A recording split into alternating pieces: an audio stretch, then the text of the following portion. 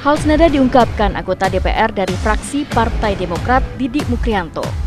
Didi tidak menampik ada ongkos politik yang harus dibayar demi mendulang suara, meski angkanya sangat relatif.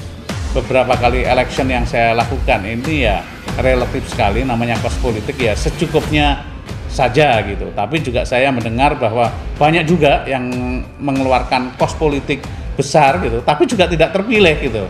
Nah ini kan tidak kemudian menyederhanakan bahwa rakyat bisa dibeli dengan uang. Sekali lagi bahwa ya modal finansial dibutuhkan tapi bukan berlebih-lebihan, secukupnya saja. Lantas, bagaimana dengan caleg yang baru kali ini ikut berkompetisi? Apalagi modal popularitas seperti yang dimiliki oleh para caleg artis belum jadi jaminan bisa melenggang dengan mulus ke Senayan. Jadi kalau ditanya modal alit air untuk maju DPR RI, saya nggak pakai modal, pakai bismillah. Karena ini bukan dagang, ya.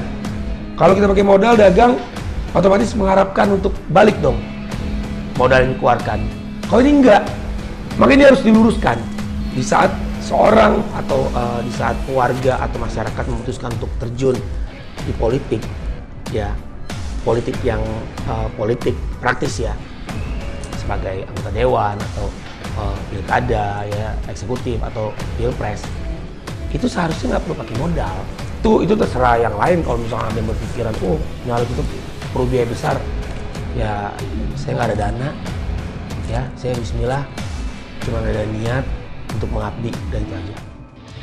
Sebuah riset yang pernah dipublikasikan pada tahun 2018 lalu menyebut biaya minimal yang harus disiapkan seorang caleg ini berkisar 1-2 miliar rupiah untuk caleg DPR RI.